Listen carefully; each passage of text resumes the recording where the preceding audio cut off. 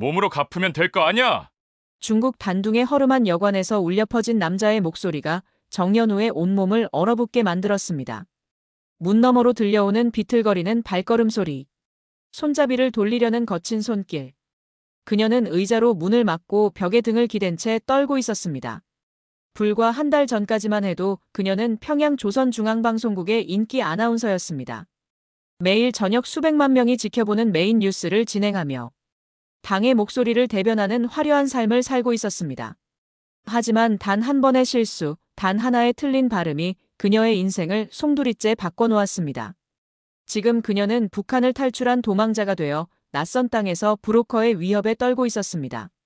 목숨을 걸고 두만강을 건넜지만 자유는 아직 요원했습니다. 돈이 없으면 몸으로 갚으라는 악마 같은 제안 앞에서 그녀는 절망에 빠져 있었습니다. 과연 평양의 스타 아나운서는 어떻게 이런 극한의 상황에 내몰리게 된 것일까요? 그리고 이 위기를 어떻게 헤쳐나갈 것일까요? 목소리를 되찾기 위한 한 여성의 처절한 투쟁. 지금 바로 그 이야기를 시작하겠습니다. 잠깐만요. 혹시 지금 어디서 듣고 계신가요? 구독과 좋아요 미리 눌러주시면 건강하고 행복한 기운 듬뿍 받으실 거예요. 저는 정연우입니다. 31살 조선중앙방송국에서 메인 뉴스를 진행하고 있습니다. 오늘도 평양 중심가에 있는 방송국 건물로 향했습니다. 대리석 바닥에 구두굽이 딱딱 소리를 내며 울렸죠. 복도 양쪽 벽에 걸린 김일성, 김정일, 김정은의 초상화가 저를 내려다보고 있었습니다. 스튜디오 문을 열자 차가운 공기가 얼굴을 스쳤습니다. 에어컨이 항상 세게 틀어져 있어서 여름에도 긴팔을 입어야 했거든요. 메이크업 선생님이 파운데이션을 발라주시는 동안 대본을 훑어봤습니다. 오늘은 김정은 동지의 평안남도 순천시 시멘트 공장 현지 지도 소식입니다. 조명이 켜지자 눈이 부셨습니다. 스튜디오 천장의 8개 조명이 모두 제 얼굴을 향해 집중되어 있었죠. 이마에 땀이 맺히기 시작했지만 참았습니다. 카메라 앞에서는 절대 표정을 흐려서는 안 되니까요. 친애하는 김정은 동지께서는 그 순간이었습니다. 입안이 갑자기 바짝 말랐어요. 혀끝이 윈인 몸에 닿으면서 발음이 꼬였습니다. 동지가 동무로 나와버린 거죠. 스튜디오 안정적이 귀를 찢을 듯 했습니다. 카메라 뒤에서 조연출 김철민이 눈을 동그랗게 뜨더니 손으로 목을 그었습니다. 제 심장이 가슴팍을 두드리기 시작했어요. 등에서 식은땀이 흘러내렸습니다. 잠시만요, 다시 하겠습니다. 목소리가 떨리지 않게 하려고 애썼지만 이미 늦었습니다. 촬영이 중단됐죠. 스튜디오 안 모든 사람들의 시선이 저에게 꽂혔습니다.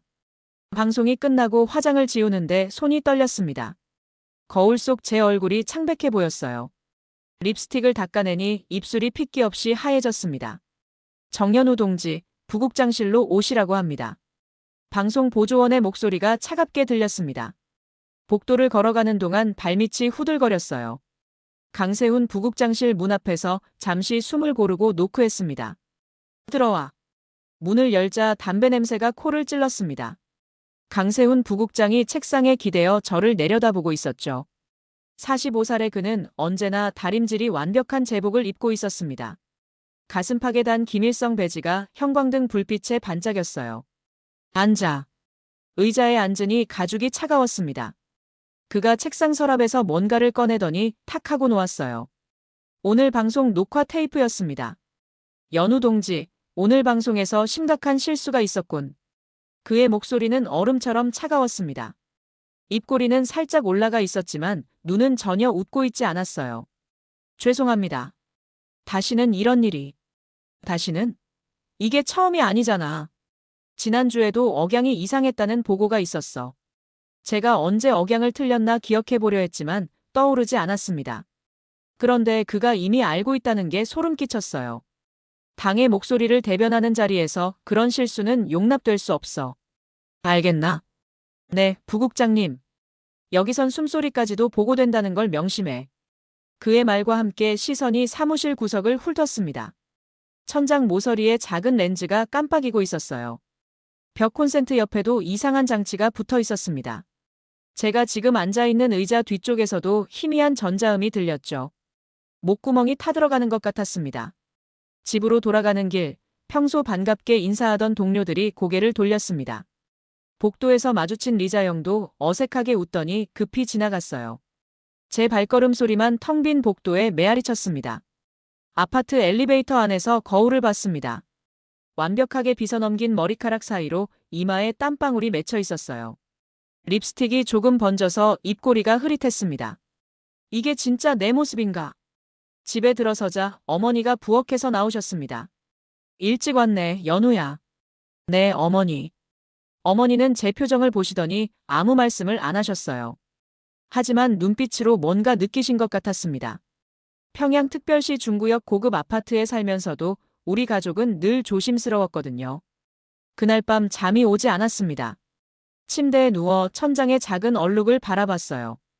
어둠 속에서도 그 얼룩이 마치 카메라 렌즈처럼 보였습니다. 혹시 여기도 감시당하고 있는 건 아닐까? 새벽 3시 창문을 열고 평양 시내를 내려다봤습니다. 대동강이 어둠 속에서 검게 흘러가고 있었어요. 몇 개 안 되는 가로등이 외로이 켜져 있었습니다. 왜 이렇게 답답하지? 가슴 속에서 뭔가 꿈틀거리고 있었습니다. 지금까지 제가 전해온 목소리가 정말 제 것이었을까? 아니면 누군가 써준 대본을 앵무새처럼 읽어온 것뿐일까? 다음 날 아침 화장대 앞에 앉아 거울을 봤습니다. 파운데이션을 바르고 아이섀도를 칠하고 립스틱을 발랐어요. 하지만 거울 속 눈동자는 어제와 달랐습니다. 작은 균열이 시작되고 있었거든요. 방송국에 도착하니 강세훈 부국장이 복도에 서 있었습니다. 마치 저를 기다리고 있었던 것처럼. 그가 다가와서 제 어깨에 손을 올렸어요. 그 손이 납덩이처럼 무겁게 느껴졌습니다. 오늘은 실수 없겠지, 연우. 네, 부국장님. 하지만 마음 한구석에서는 전혀 다른 생각이 꿈틀거리고 있었습니다.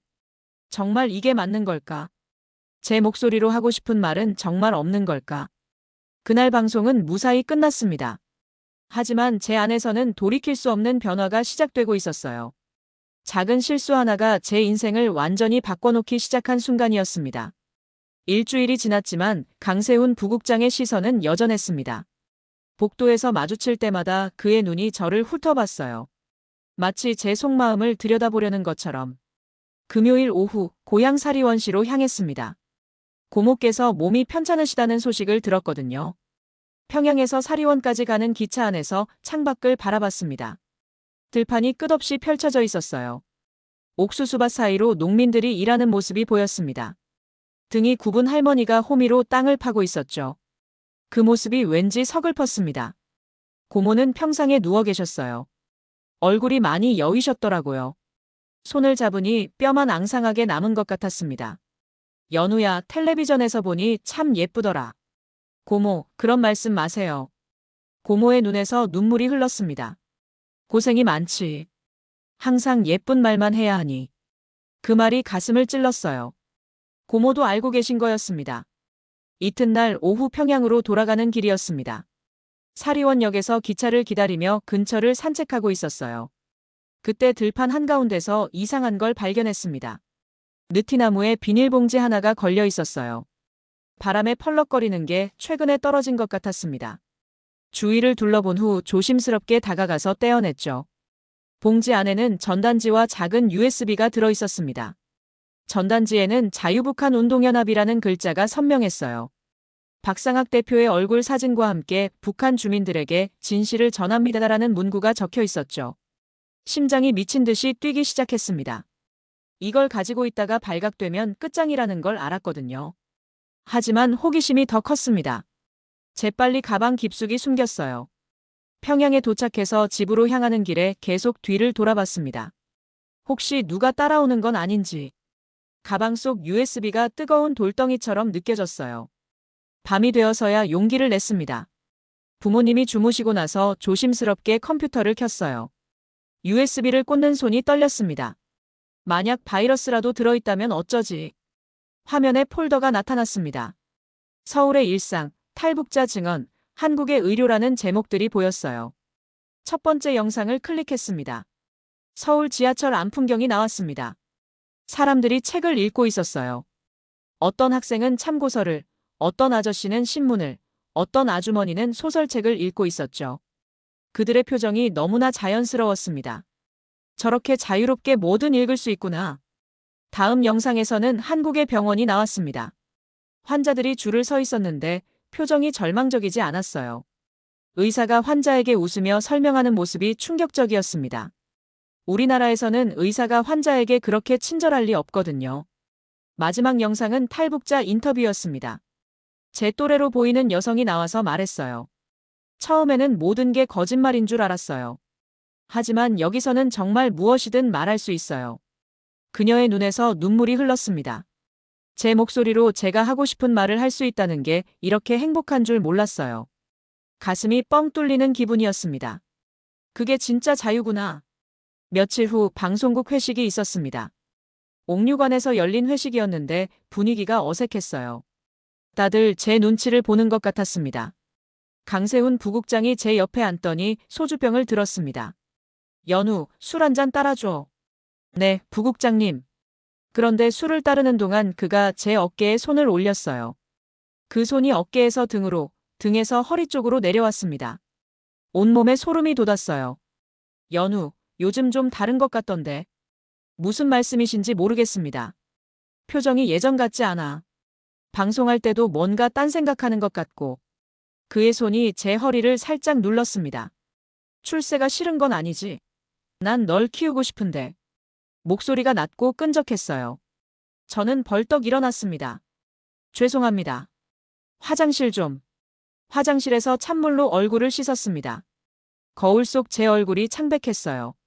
손이 덜덜 떨리고 있었습니다. 이게 정말 제가 바라던 삶인가? 회식이 끝나고 집으로 돌아가는 길이었습니다. 리자영이 뒤에서 따라왔어요. 연우야, 잠깐만. 평소보다 어색한 목소리였습니다. 요즘 무슨 일 있어? 표정이 안 좋아 보여. 별일 없어. 그냥 피곤해서. 하지만 그녀의 눈빛이 예전과 달랐습니다. 친구를 걱정하는 시선이 아니라 뭔가를 알아내려는 시선이었어요. 마치 신문하는 것 같았습니다. 혹시 이상한 생각하는 건 아니지? 무슨 이상한 생각? 그냥 딴 세상 궁금해한다든지. 그 순간 알았습니다. 리자영도 저를 감시하고 있다는 걸. 제일 믿었던 친구마저. 이튿날 고모를 다시 뵈러 갔습니다. 고모의 손을 잡고 있는데 갑자기 눈물이 났어요. 고모, 언젠가 진짜 제 목소리로 말하고 싶어요. 무슨 소리냐, 연우야. 하지만 고모도 제 손을 꼭 잡아주셨습니다. 그래, 언젠가는 내가 하고 싶은 말을 할 날이 올 거다. 고모도 알고 계신 거였어요. 우리 모두에게 정말 하고 싶은 말이 있다는 걸. 그날 밤 다시 USB를 봤습니다. 한국의 대학교 풍경이 나왔어요. 학생들이 토론하고 있었습니다. 선생님이 학생들의 다양한 의견을 들어주고 있었죠. 저기서는 자기 생각을 말해도 되는구나. 이건 조작이야라고 생각하려 했습니다. 하지만 사람들의 표정만큼은 조작할 수 없다는 걸 알았어요. 그들의 눈에는 두려움이 없었거든요. 다음 날 방송에서 뉴스를 읽으며 생각했습니다. 과연 제가 지금 읽고 있는 이 말들이 진실일까? 아니면 저도 모르게 거짓을 전하고 있는 건 아닐까? 그 의문이 제 마음에 깊은 균열을 만들어가고 있었습니다. 돌이킬 수 없는 균열을. 한 달이 흘렀지만 상황은 더욱 악화되고 있었습니다. 강세훈 부국장의 감시가 노골적으로 변했거든요. 복도에서 마주치면 그의 시선이 제 온몸을 훑었어요. 마치 벗겨보려는 것처럼. 어느 목요일 저녁 방송이 끝나고 대본을 정리하고 있었습니다. 다른 직원들은 모두 퇴근했고 방송국 안이 고요했어요. 복도에 제 구두 소리만 따각따각 울렸습니다. 부국장실 앞을 지날 때였습니다. 문이 살짝 열려 있었고 안에서 서류 뒤지는 소리가 났어요. 호기심에 발걸음을 멈췄습니다. 강세훈이 벽에 박힌 금고 앞에 서 있었습니다. 금고 문이 열려 있었고 그가 파일들을 꺼내고 있었어요. 제가 볼 수 있는 건 파일 표지뿐이었지만 여성 이름들이 적혀 있는 게 보였습니다. 김선희, 박미영, 리순자. 가슴이 철렁 내려앉았어요. 저만이 아니었구나. 다른 여성들도 똑같은 일을 당하고 있었던 거죠. 그 파일들 안에는 무엇이 적혀 있을까? 발소리가 들렸습니다. 급히 뒤돌아서서 아무렇지 않은 척 걸었어요. 하지만 등 뒤에서 문 여는 소리가 났습니다. 연우, 아직 있었나? 온몸이 굳어버렸습니다. 천천히 돌아보니 강세훈이 금고 열쇠를 손에 든 채 서 있었어요. 그의 눈빛이 차갑게 빛났습니다. 네, 내일 방송 준비를 하고 있었습니다. 이 시간에? 집에 가야지. 그가 한 걸음 다가왔습니다. 복도에 형광등이 하나 깜빡거리고 있었어요. 그의 얼굴이 명암 속에서 더욱 음산해 보였습니다. 요즘 연우 표정이 영 안 좋던데. 무슨 고민이라도 있나? 아닙니다. 그냥 피곤해서요. 피곤해? 젊은 것이 벌써 피곤해하면 안 되지. 그가 제 턱을 살짝 들어 올렸습니다. 손가락이 차갑고 거칠었어요. 예쁜 얼굴에 주름 생기면 안 되는데. 온몸에 소름이 돋았습니다. 늦었으니 집에 가보겠습니다. 그래, 늦지 말고 들어가게. 조심해서. 집으로 돌아가는 길에 온몸이 떨렸어요. 버스 안에서도 계속 뒤를 돌아봤습니다. 혹시 누가 따라오는 건 아닌지. 그날 밤 잠이 오지 않았습니다. 계속 금고 안 파일들이 떠올랐어요. 그 안에는 무엇이 적혀 있을까? 다른 여성들은 어떤 일을 당했을까? 이틀 후 토요일, 장마당에 장을 보러 갔습니다. 어머니가 중국산 쌀을 사오라고 하셨거든요. 장마당은 사람들로 북적였어요. 그곳에서 진금옥이라는 상인을 만났습니다.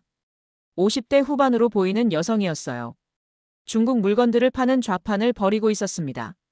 아가씨, 좋은 쌀 있어요. 그녀가 저를 불렀습니다.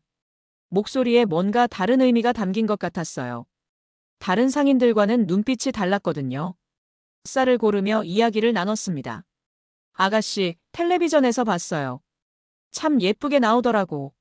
감사합니다. 그런데 표정이 좀 답답해 보여요. 그 말에 깜짝 놀랐습니다. 모르는 사람이 제 표정을 그렇게 읽다니. 혹시 한번 따로 만날 수 있을까요? 금옥이 작은 종이를 제 손에 쥐어줬습니다. 주소가 적혀 있었어요. 일요일 오후 2시에 여기로 오세요. 일요일이 되자 그 주소로 향했습니다. 평양 외곽의 허름한 동네였어요. 연탄 냄새와 김치찌개 냄새가 섞여 있었습니다.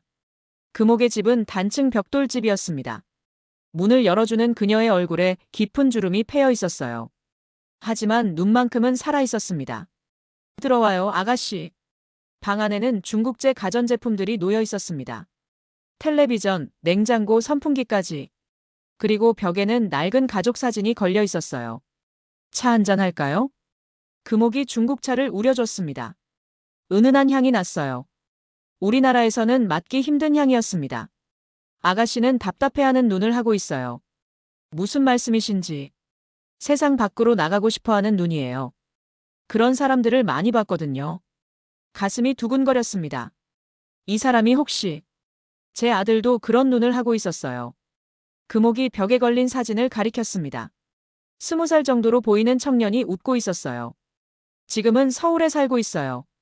그 말에 온몸이 얼어붙었습니다. 서울이라니. 이 사람이 정말. 무서워하지 마세요. 저도 그 길을 알아요. 금옥이 조심스럽게 말을 이어갔습니다. 어떤 방법이 있는지, 얼마나 위험한지, 얼마의 돈이 필요한지. 모든 걸 구체적으로 설명해 줬어요. 하지만 한번 시작하면 돌이킬 수 없어요. 잡히면 죽는 거예요. 집에 돌아와 가족 앨범을 펼쳤습니다. 어머니, 아버지, 저희 가족의 웃는 얼굴들이 보였어요.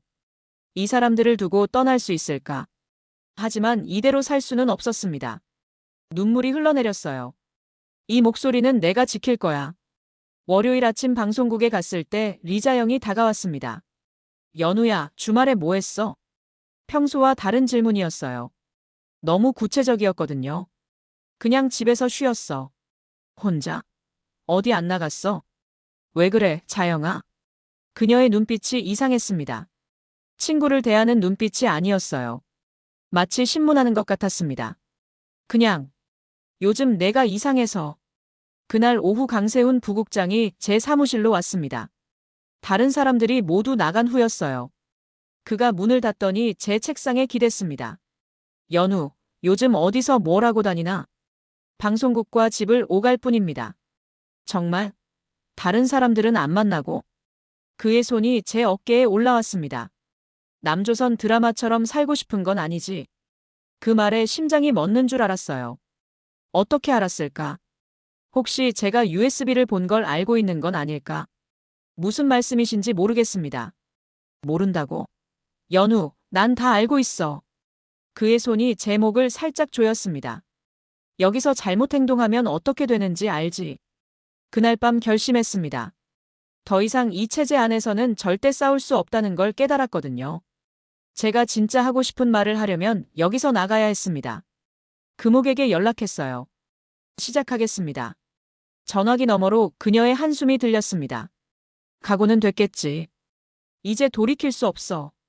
금옥과의 두 번째 만남은 더욱 은밀했습니다. 평양 외곽 폐공장 근처에서 만나기로 했어요. 일요일 새벽 5시, 아직 어둠이 걷히지 않은 시간이었습니다. 자전거를 타고 그곳으로 향했어요.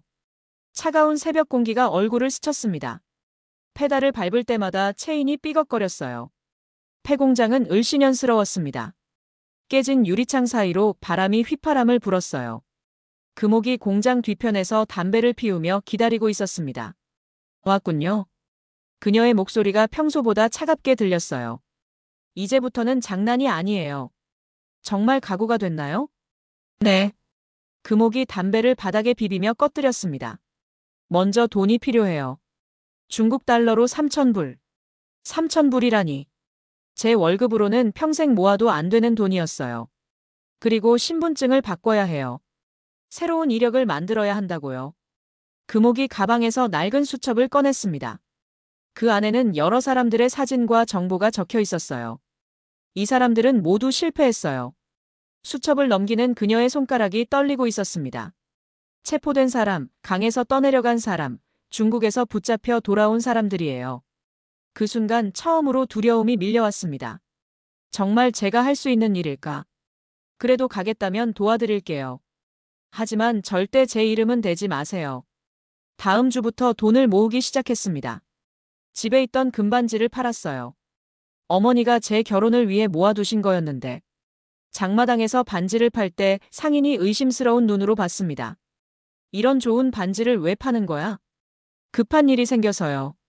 그 상인도 금옥과 연결된 사람이었어요. 돈을 건네받을 때 그가 작은 쪽지를 함께 줬습니다. 다음 주 화요일 밤 11시 대동강 둔치에서.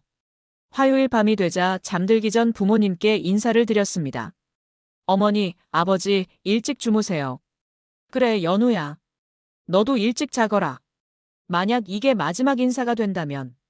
목구멍이 메어왔지만 참았어요. 밤 11시 대동강 둔치는 적막했습니다. 가로등 하나 없는 어둠 속에서 강물만 출렁거렸어요. 금옥이 낚시꾼 차림으로 나타났습니다. 신분증은 준비됐나요? 제가 건넨 주민증을 받아본 그녀가 고개를 끄덕였어요. 이제 새로운 사람이 되는 거예요. 이름은 김영희. 가짜 신분증을 받았습니다.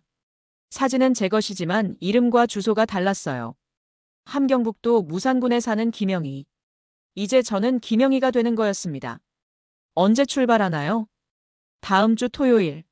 무산까지 기차로 가서 거기서 안내자를 만날 거예요. 그 주는 지옥 같았습니다. 방송을 하면서도 계속 떨렸어요. 혹시 들킬까봐 원고를 읽다가 실수할 뻔했습니다. 목요일 아침 충격적인 소식을 들었습니다. 같은 방송국에서 일하던 박미숙이 체포됐다는 거였어요. 탈북 시도 혐의로. 박미숙이 그럴 리 없는데. 동료들이 수군거렸습니다. 하지만 저는 알았어요. 그녀도 금고에 있던 파일 중 하나였다는 걸. 점심시간에 강세훈 부국장이 전체 직원들을 모았습니다. 최근 우리 방송국에서 불순분자가 발각됐습니다. 그의 목소리가 차갑게 울렸어요. 앞으로 더욱 철저히 감시할 것입니다. 의심스러운 행동을 보이는 동료가 있으면 즉시 보고하십시오. 리자영이 슬쩍 저를 쳐다봤습니다. 그 눈빛에서 확신했어요. 그녀가 이미 저를 의심하고 있다는 걸. 그날 밤 마지막으로 가족 앨범을 봤습니다. 어린 시절 사진들이 나왔어요. 아버지 무릎에 앉아 웃고 있는 5살의 제가 보였습니다. 편지를 썼어요. 하지만 진짜 말하고 싶은 건 쓸 수 없었습니다. 어머니, 아버지, 건강하세요. 딸이 멀리 가더라도 항상 사랑합니다. 편지 끝에 어머니 이름만 적었어요. 날 용서해 주세요. 토요일 새벽이 밝았습니다. 평양역에서 무산행 기차를 탔어요. 가방에는 최소한의 짐만 넣었습니다. 돈과 가짜 신분증, 그리고 어머니 사진 한 장. 기차가 출발하자 평양이 멀어져 갔습니다. 창밖으로 대동강이 보였어요. 이제 정말 돌이킬 수 없는 길에 들어선 거였습니다. 무산에 도착하니 금옥이 말한 안내자가 기다리고 있었습니다. 40대 남자였는데 눈빛이 사나웠어요. 김영희 씨죠? 따라오세요. 트럭 짐칸에 숨어서 두만강 근처까지 갔습니다. 어둠이 내리자 안내자가 말했어요. 이제부터는 생과 사가 갈려요. 절대 소리 내지 마세요. 강물 소리가 들려왔습니다. 두만강이었어요. 저강 너머가 중국이고 자유였습니다. 하지만 그 순간 개 짖는 소리가 들렸어요. 국경 수비대다. 안내자가 소리쳤습니다. 뛰어! 개 짖는 소리가 점점 가까워지고 있었습니다. 안내자가 제 손목을 움켜쥐며 끌었어요. 빨리, 강까지 100m도 안 남았어. 숨이 목까지 차올랐습니다. 어둠 속에서 나뭇가지가 얼굴을 핥히고 지나갔어요. 입술에서 피맛이 났습니다. 여기다. 안내자가 갈대숲 사이로 몸을 던졌습니다. 저도 따라서 엎드렸어요. 차가운 진흙이 옷을 적셨습니다. 손전등 불빛이 우리 머리 위를 지나갔어요. 심장이 터질 것 같았습니다. 숨을 참으니 폐가 타는 것 같았어요. 여기 발자국이 있다. 국경수비대의 목소리가 바로 옆에서 들렸습니다. 손전등 불빛이 제 발치를 비췄어요. 진흙 속에 박힌 운동화 자국이 선명했습니다. 안내자가 제 머리를 진흙 속으로 눌렀어요. 코와 입에 흙이 들어갔습니다. 숨을 쉴 수 없었어요. 이쪽으로 갔나? 수비대원들의 발소리가 조금씩 멀어졌습니다. 안내자가 제 머리에서 손을 뗐어요. 간신히 고개를 들어 숨을 들이켰습니다. 아직 끝난 게 아니야. 강까지 기어가야 해. 무릎으로 기어서 앞으로 나아갔습니다. 손바닥에 날카로운 돌이 박혔어요. 따뜻한 피가 흘러내렸습니다. 드디어 강물 소리가 가까이 들렸어요. 하지만 그 순간이었습니다. 탕하는 총소리가 어둠을 찢었습니다. 귀가 먹먹해졌어요. 안내자가 으악 하며 쓰러졌습니다. 거기서 수비대원들이 달려오고 있었어요. 손전등 불빛이 춤을 추듯 흔들렸습니다. 뛰어! 강으로 뛰어! 안내자가 피를 흘리며 소리쳤어요. 다리에 총을 맞았나 봤습니다. 나는 됐으니까 넌 가. 저는 벌떡 일어나 강으로 달렸습니다. 뒤에 서지 않으면 쏜다. 소리가 들렸어요. 강물이 보였습니다. 어둠 속에서 검게 흘러가고 있었어요. 망설일 시간이 없었습니다. 몸을 강물에 던졌어요. 물이 생각보다 차가웠습니다. 온몸이 얼음으로 변하는 것 같았어요. 옷이 물을 머금으며 무거워졌습니다. 뒤에서 총소리가 또 들렸어요. 물에 떨어지는 총알 소리가 들렸습니다. 필사적으로 헤엄쳤습니다. 하지만 물살이 새서 자꾸 떠내려갔어요. 숨이 차서 물을 삼켰습니다. 그런데 물에서 짠맛이 났어요. 아니, 두만강은 민물인데 왜 짤까? 제 입에서 피가 나고 있었나 봅니다. 중간쯤 왔을 때 더 이상 팔에 힘이 없었어요. 물속으로 가라앉기 시작했습니다. 이렇게 죽는구나. 그 순간 누군가 제 머리채를 잡았어요. 잡았다. 중국 쪽 강가에서 누군가 저를 끌어올리고 있었습니다. 조선족으로 보이는 남자였어요. 빨리, 여기도 위험해. 남자가 제 팔을 잡아 끌었습니다. 저는 물을 토하며 따라갔어요. 온몸이 덜덜 떨렸습니다. 차로 가자. 숲속에 트럭이 숨겨져 있었어요. 짐칸에 천막이 덮여 있었습니다. 들어가. 절대 소리 내지 마. 트럭이 출발했습니다. 덜컹거리는 길을 달리며 몸이 이리저리 흔들렸어요. 젖은 옷이 피부에 달라붙어 견딜 수 없었습니다. 얼마나 달렸을까? 트럭이 멈췄어요. 천막이 걷히자 낯선 마을이 보였습니다.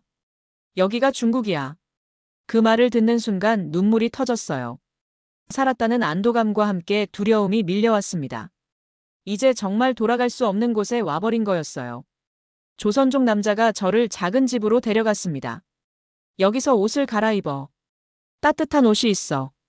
벽에 걸린 거울에 비친 제 모습이 처참했어요. 머리는 진흙투성이, 얼굴에는 나뭇가지 자국이 나 있었습니다. 입술이 터져서 피가 말라붙어 있었어요.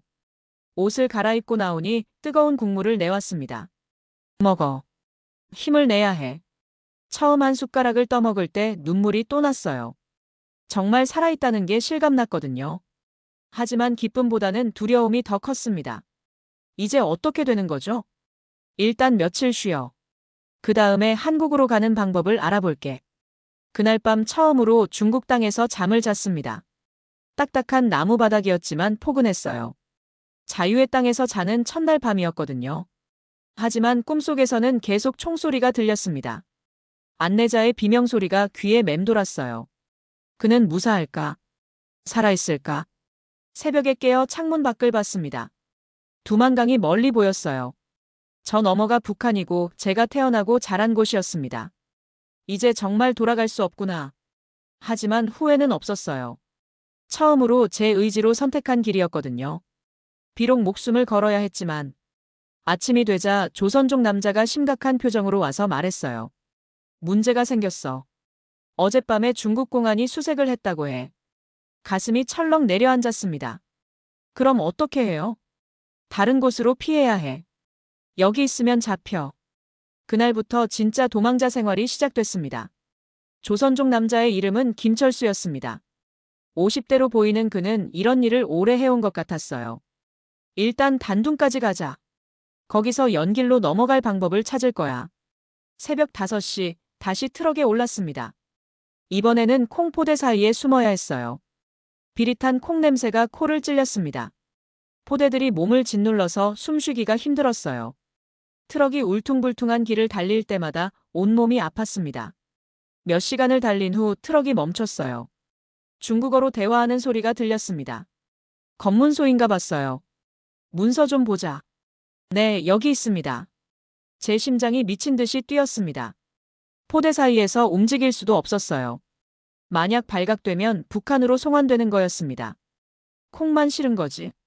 네, 단둥시장에 납품할 겁니다. 발걸음 소리가 가까워졌어요. 누군가 트럭 뒤쪽을 살펴보는 것 같았습니다. 숨을 완전히 멈췄어요. 좋아, 가. 트럭이 다시 움직이기 시작했습니다. 간신히 숨을 내쉬었어요. 온몸이 땀으로 흠뻑 젖어 있었습니다. 단둥에 도착한 건 저녁 무렵이었어요. 김철수가 저를 작은 여관으로 데려갔습니다. 여기서 하룻밤 자고 내일 다음 단계로 넘어갈 거야. 여관 방은 좁고 습했어요. 곰팡이 냄새가 났고 벽지가 여기저기 떨어져 있었습니다. 하지만 따뜻한 물로 씻을 수 있다는 게 천국 같았어요. 샤워를 하며 거울을 봤습니다. 어제까지만 해도 평양의 인기 앵커였는데 이제는 도망자가 됐어요. 그날 밤 김철수가 심각한 표정으로 말했습니다. 연우 씨, 상황이 좀 복잡해졌어. 무슨 일인가요?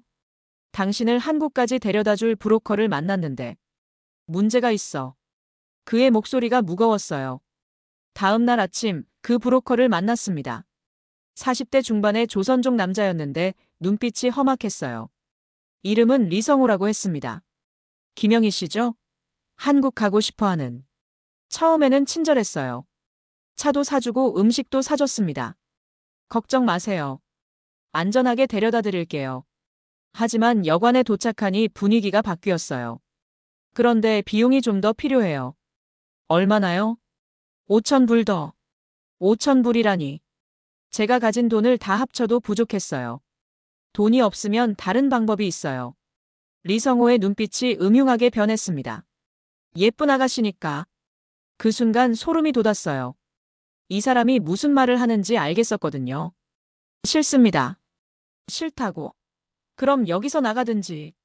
중국 공안에 신고할 수도 있어. 협박이었어요. 제가 불법 체류자라는 걸 이용한 거였습니다. 그날 밤 리성호가 술을 마시고 왔어요. 비틀거리며 제 방으로 들어오려고 했습니다. 이리 와, 예쁜 아가씨. 저는 문을 잠그고 의자로 막았어요. 밖에서 문을 두드리는 소리가 계속 들렸습니다. 열어. 몸으로 대신 갚으면 될 거 아냐. 새벽까지 그 소리가 이어졌어요. 저는 벽에 등을 기대고 앉아 있었습니다. 손톱으로 벽을 긁으며 시간을 버텼어요. 다음 날 아침 기회가 왔어요. 리성호가 술이 덜 깨서 늦잠을 자고 있었습니다. 저는 조용히 짐을 챙겨 도망쳤어요. 거리로 나오니 막막했습니다. 갈 곳도 없고 아는 사람도 없었어요. 중국어도 못하니 도움을 청할 수도 없었습니다. 길가에 앉아 울고 있는데 누군가 다가왔어요. 50대 조선족 여성이었습니다. 아가씨, 왜 울어요? 저는 말을 하다가 눈물이 더 쏟아졌어요. 혹시 북에서 온 사람이에요? 그녀의 목소리가 따뜻했습니다. 네. 그럼 우리 집에 와요. 위험해요, 여기. 그녀의 이름은 박순자였어요. 20해 전에 북한에서 시집온 조선족이었습니다. 나도 그런 시절이 있었어요. 순자 언니 집은 단칸방이었지만 따뜻했어요. 김치찌개를 끓여주며 말했습니다. 여기 있으면 안 돼요.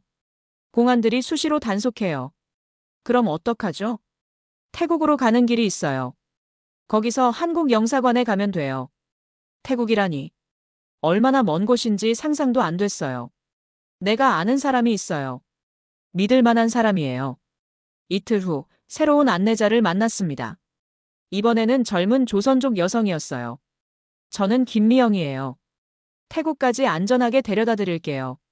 미영 언니는 달랐어요. 진심으로 도와주려는 마음이 느껴졌거든요.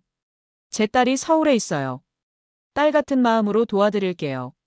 기차를 타고 남쪽으로 향했습니다. 창밖으로 중국의 넓은 대지가 펼쳐졌어요. 끝없는 평원과 산들이 지나갔습니다. 저기가 중국이구나. 북한에서는 상상도 할 수 없는 풍경이었어요. 자유롭게 오가는 사람들, 번잡한 시장들. 모든 게 신기했습니다. 하지만 여전히 긴장의 끈을 놓을 수 없었어요. 언제 잡힐지 모르는 불안감이 항상 따라다녔거든요. 며칠을 기차로 달린 후 국경 지역에 도착했어요. 이제 걸어서 넘어가야 해요. 밤이 되자 산길로 향했습니다. 가시던 불이 옷을 찢고 지나갔어요. 발목이 삐어서 절뚝거렸지만 참았습니다. 거의 다 왔어요. 저기가 라오스예요. 드디어 국경을 넘었어요. 하지만 여기도 안전하지 않았습니다. 라오스 경찰들도 뇌물을 요구했거든요. 마침내 태국에 도착했을 때는 완전히 지쳐 있었어요. 몸무게가 10kg은 빠진 것 같았습니다. 하지만 마음은 가벼웠어요. 이제 한국 영사관에 가면 돼요. 미영 언니가 웃으며 말했어요. 고생 많았어요. 이제 진짜 자유예요. 방콕의 한국 영사관 앞에 섰을 때 다리가 후들거렸어요. 태극기가 바람에 펄럭이고 있었습니다. 꿈만 같았어요. 영사관 직원이 저를 보더니 놀란 표정을 지었습니다. 북한에서 오셨나요? 네. 그 한마디를 하는데 목이 메었어요. 드디어 제 정체를 숨기지 않아도 되는 곳에 온 거였습니다. 일단 안으로 들어오세요. 안전해요. 영사관 안은 따뜻했어요. 에어컨이 시원하게 나오고 깨끗한 소파가 있었습니다. 벽에는 서울 사진들이 걸려 있었어요. 서류를 작성해야 해요. 시간이 좀 걸릴 거예요. 하지만 급하지 않았어요. 처음으로 안전한 곳에 있다는 느낌이었거든요. 아무도 저를 해치려 하지 않는 곳. 일주일 후 인천공항행 비행기에 올랐습니다. 창문 옆자리에 앉아 구름을 내려다봤어요. 정말 한국에 가는구나. 스튜어디스가 다가와서 물어봤어요. 뭔가 필요한 게 있으세요? 그 친절한 말투에 또 눈물이 났습니다. 비행기에서 내린 순간 한국 땅을 밟았어요. 인천공항의 화려한 조명이 눈을 부셨습니다. 여기가 진짜 자유의 땅이구나. 통일부 직원이 마중 나와 있었어요. 정연우 씨 환영합니다. 고생 많으셨어요. 버스를 타고 하나원으로 향했습니다. 창밖으로 보이는 서울의 야경이 장관이었어요. 높은 빌딩들에서 불빛이 쏟아져 나왔습니다. 진짜 24시간 불이 켜져 있구나. 하나원에 도착하니 다른 탈북자들이 있었어요. 나이도 출신도 다양했지만 모두 같은 눈빛을 하고 있었습니다. 자유를 찾아온 사람들의 눈빛. 첫 수업은 최민규 강사가 담당했어요. 40대 초반의 그는 따뜻한 인상이었습니다. 여러분, 여기서는 무엇이든 말할 수 있어요. 그 말이 충격이었어요. 정말 무엇이든 말해도 되는 곳이 있다니. 한국에서는 표현의 자유가 헌법으로 보장돼 있어요. 최 강사가 헌법책을 보여줬습니다. 제21조 표현의 자유. 그 문장을 손으로 문질러 봤어요. 이게 진짜 법이에요? 지켜지는 법이에요? 네, 물론이죠. 대통령도 비판할 수 있어요. 믿기지 않았어요. 대통령을 비판해도 잡혀가지 않는다니. 첫 외출 허가가 나서 편의점에 갔을 때였어요. 삼각김밥을 사서 밖에서 먹었습니다. 처음 한 입을 베어 물자 눈물이 쏟아졌어요. 이게 진짜 밥이구나. 지나가던 아주머니가 걱정스럽게 물어봤어요. 아가씨, 괜찮아요? 네, 괜찮아요. 너무 맛있어서 그래요. 아주머니가 웃으며 가셨어요. 낯선 사람에게도 친절한 이 나라가 신기했습니다. 하나원에서 3개월을 보냈어요. 한국 사회 적응 교육을 받았습니다. 은행 이용법, 지하철 타는 법, 병원 가는 법. 모든 게 신기했어요. 특히 병원에서는 환자를 정말 친절하게 대해줬습니다. 의사가 어디 아픈지 말씀해 보세요라고 물어봤어요. 환자의 말을 들어주는 의사라니. 북한에서는 상상도 할 수 없는 일이었습니다. 어느 날 최민규 강사가 저를 따로 불렀어요. 연우 씨, 방송 경험이 있으시죠? 네. 자유북한 운동연합에서 사람을 찾고 있어요. 북한 실상을 알리는 방송을 하고 싶다고 해요. 가슴이 두근거렸어요. 다시 방송을 할 수 있다니. 이번에는 제 목소리로 해보고 싶어요. 최 강사가 웃었어요. 이번에는 아무도 당신의 말을 검열하지 않아요. 진실만 말하면 돼요. 그 말이 얼마나 감동적인지. 진실만 말하면 된다니. 하나원을 졸업하고 서울에 정착했어요.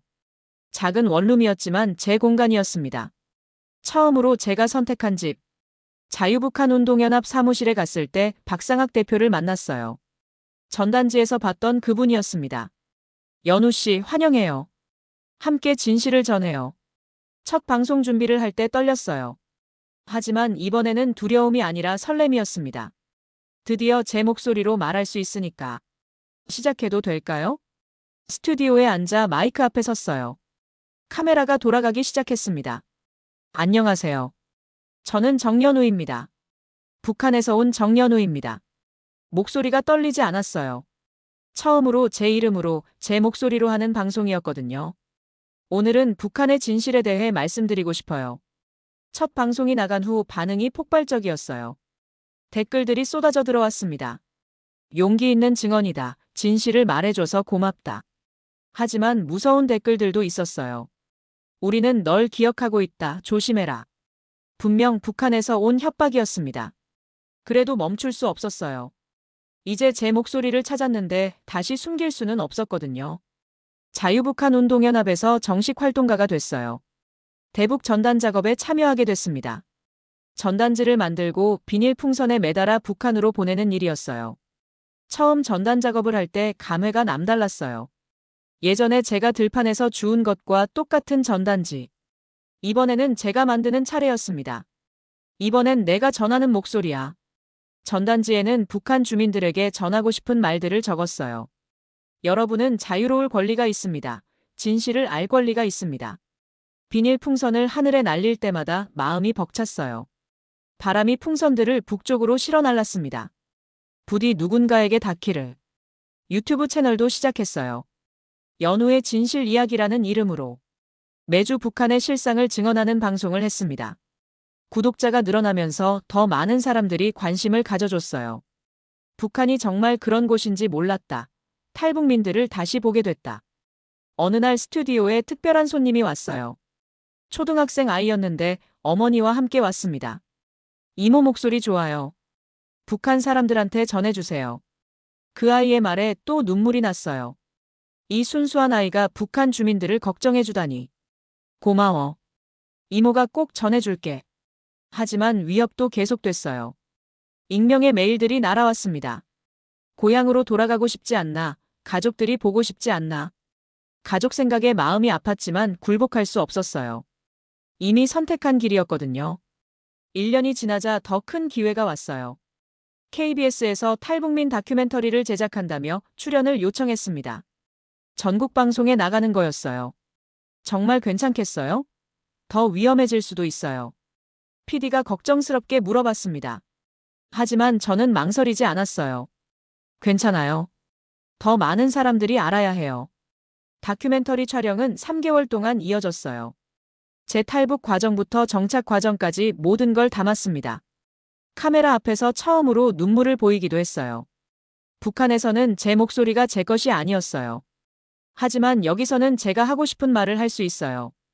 다큐멘터리가 방영된 후 더 많은 관심을 받았어요. 길에서 사람들이 알아보기도 했습니다. 텔레비전에서 봤어요. 용기 있으시네요. 2년째 되던 해 대학교 강연 요청이 들어왔어요. 연세대학교 학생들 앞에서 강연하는 거였습니다. 대학 강단에 선이 떨렸어요. 안녕하세요. 저는 정연우입니다. 학생들이 집중해서 들어줬어요. 제가 경험한 북한의 실상, 탈북 과정, 그리고 자유의 소중함에 대해 말했습니다. 자유는 공짜가 아니에요. 누군가의 희생으로 지켜지는 거예요. 강연이 끝나고 한 학생이 질문했어요. 후회하지 않으세요? 가족과 헤어진 것. 잠시 말문이 막혔어요. 하지만 솔직하게 답했습니다. 아파요. 하지만 후회하지 않아요. 이게 제가 선택한 길이거든요. 3년째 더 큰 변화가 있었어요. 자유북한운동연합에서 라디오 방송을 시작한 거였습니다. 북한으로 직접 송출하는 라디오였어요. 자유조선방송 정연우입니다. 마이크 앞에 앉아 북한 주민들에게 직접 말할 수 있게 됐어요. 비록 들을 수 있는 사람은 많지 않겠지만 여러분, 세상에는 더 넓은 곳이 있어요. 꿈을 포기하지 마세요. 어느 날 놀라운 소식을 들었어요. 제 라디오 방송을 들은 북한 주민의 편지가 왔다는 거였습니다. 중국을 통해 전달된 편지였어요. 연우 선생님의 방송을 듣고 용기를 얻었습니다. 저도 언젠가는 자유의 땅으로 가고 싶습니다. 그 편지를 읽으며 울었어요. 제 목소리가 정말 누군가에게 닿았구나. 4년째 통일부에서 제안이 왔어요. 탈북민 정착 교육 강사로 일해달라는 거였습니다. 하나원에서 새로 온 탈북민들을 가르치는 일이었어요. 처음 하나원에 강사로 갔을 때 감회가 새로웠어요. 제가 4년 전에 앉았던 바로 그 자리에 새로운 탈북민들이 앉아 있었습니다. 여러분, 환영합니다. 여기서는 무엇이든 말할 수 있어요.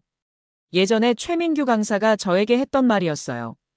이제 제가 그 말을 전하는 차례였습니다. 수업이 끝나고 한 탈북민이 다가왔어요. 20살 정도의 여성이었는데 제가 방송하는 걸 북한에서 봤다고 했어요. 선생님 방송 보고 용기를 얻었어요. 저도 제 목소리를 찾고 싶어요. 그 말에 가슴이 뭉클했어요. 제 경험이 누군가에게 희망이 되고 있었구나. 5년째 제 인생에 또 다른 변화가 찾아왔어요. KBS에서 정식 아나운서 시험을 제안한 거였습니다. 한국 방송가의 새로운 목소리가 필요해요. 고민했어요. 다시 메인스트림 방송으로 돌아가는 게 맞을까? 하지만 결정했습니다. 더 많은 사람들에게 진실을 전할 수 있으니까. KBS 아나운서 시험에 합격했어요. 5년 만에 다시 뉴스데스크에 앉게 됐습니다. 하지만 이번에는 달랐어요. 안녕하세요. 9시 뉴스 정연우입니다. 제 이름으로, 제 목소리로 하는 뉴스였거든요. 더 이상 누군가가 써준 대본을 읽는 게 아니라 진실을 전하는 뉴스였습니다. 첫 방송이 끝나고 제 폰에 문자가 왔어요. 연우야, 텔레비전에서 봤다. 자랑스럽다. 모르는 번호였지만 누군지 알 것 같았어요. 북한에 있을 제 가족 중 누군가가 보낸 거 아닐까. 그날 밤 창밖을 바라보며 생각했어요. 5년 전 두만강을 건널 때는 상상도 못했어요. 제가 이렇게 될 줄. 이제 진짜 제 목소리를 찾았구나. 마지막 전단 작업을 할 때였어요. 비닐 풍선에 새로운 전단지를 매달았습니다. 자유의 목소리는 막을 수 없습니다라고 적힌 전단지였어요. 풍선을 하늘에 날리며 속삭였어요. 이젠 내가 자유의 전파자야. 바람이 풍선을 북쪽으로 실어 날렸습니다. 저 멀리 북한 땅으로. 제가 태어나고 자란 곳으로. 언젠가는 그곳도 자유의 바람이 불겠죠. 그때까지 저는 계속 말할 거예요. 제 목소리로 진실을.